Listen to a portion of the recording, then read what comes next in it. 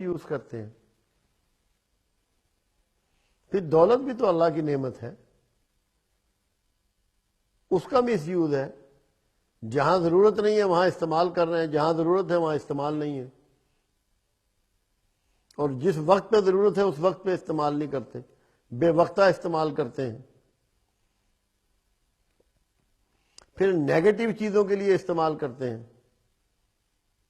بجائے اس کے کہ اس کا پازیٹو استعمال ہو، مثبت استعمال ہو، ترقی و توانائی کے لیے استعمال ہو، لوگوں کی ایجوکیشن کے لیے استعمال ہو، لوگوں کی خدمت کے لیے استعمال ہو، ان کی تعلیم کے لیے استعمال ہو، ان کی گروتھ کے لیے استعمال ہو، ان کے دکھ کم کرنے کے لیے استعمال ہو.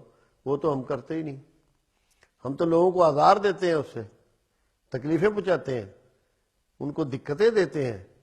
تو اسراف کو، یہ ساری چیزوں کو پروردگار عالم نے اسراف میں شمار کیا ہے کہ ان کا استعمال پراپر سیکھنا، پراپر کرنا. اسی لیے اللہ کے رسول صلی اللہ علیہ وسلم کی زندگی کو ہمارے لیے نمونہ بنایا گیا.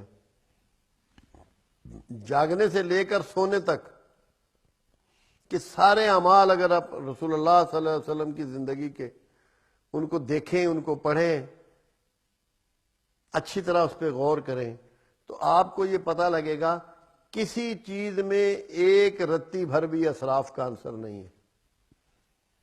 اور اللہ کے رسول صلی اللہ علیہ وسلم کی زندگی بہترین اعتدال پر زندگی، معتدل زندگی، اعتدال والی زندگی. گفتگو میں بھی اسراف نہیں ہے کملی والے کا.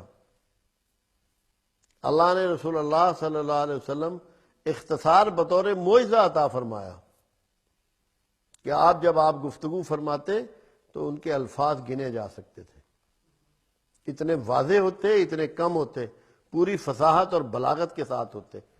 فالتو گفتگو کملی والے کی زبان سے باہر نہیں نکلی. چلنے میں، لباس میں، کھانے میں، پینے میں، نہانے میں، سونے میں، جاگنے میں، ہر چیز میں ایک سٹینڈرڈ، ایک بیلنس، مکمل نقشہ. تو ہمارے لیے تو بہت آسانی ہے، اسراف سے بچ سکتے ہیں ہم اپنے سامنے نمونہ رکھ لیں سرکار دو عالم کا، تو ہمیں کوئی پریشانی نہیں ہوگی کہ کتنے جوڑے کپڑے تھے، کتنے جوڑے جوتے تھے، گھر میں سامان کیا تھا. ہمارے ہاں تو اسراف کا یہ عالم ہے کہ گھروں میں یہی نہیں معلوم کہ جوڑے کتنے ہیں، جوتے کتنے ہیں، برتن کتنے ہیں، اور سامان کتنا ہے. سامان کو اکٹھا کرنے کو ہم ترقی سمجھ رہے ہیں اور پیسہ اس پہ لٹائے جا رہے ہیں بغیر سوچے سمجھے کہ یہ کیا دے گا آپ کو. اہل مغرب کی آپ باتیں کرتے ہیں، ان کے گھروں میں جا کے دیکھیں، کوئی ایک رتی بھر چیز فالتو نہیں ہوتی ان کے پاس. جتنی ان کی ضرورت ہے اتنی چیزیں ہوتی ہیں. اندازہ لگائیں کہ ایسے نہیں قومیں ترقی کرتی، اور ہم لوگ روز کھانے باہر پھینکتے ہیں، ڈسٹ بن میں ڈالتے ہیں، روٹیاں ڈالتے ہیں، سالن ڈالتے ہیں، فروٹ ڈالتے ہیں، جب وہ بوسیدہ ہو جاتا ہے. لاتے زیادہ ہیں. ہمیں سمجھ نہیں آ رہی کہ اسراف ہمیں کہاں لے کے جائے گا. اور بہت سے ایسے لوگ جن کے پاس سرمایہ کم ہے، یہ آپ کے ساری چیزیں ان کے زیر استعمال آ سکتی ہیں. وہ فروٹ بھی ان کو دیا جا سکتا ہے، کھانا بھی دیا جا سکتا ہے، روٹیاں بھی دی جا سکتی ہیں، بریڈ بھی دی جا سکتی ہے، اگر ہم لوگ اسراف چھوڑ دیں. آپ کو اتنے پیسے بچ جائیں گے کہ آپ دکھی انسانوں کی خدمت کر پائیں گے. لوگوں کے گھروں میں دوائیاں آتی ہیں، بچے بیمار ہوتے ہیں، بڑے بیمار ہوتے ہیں. اگر جا کے آپ دیکھیں تو آپ کو ڈھیر دوائیوں کے مل جائیں گے، حالانکہ وہ انسانوں کے کام کی چیز ہے.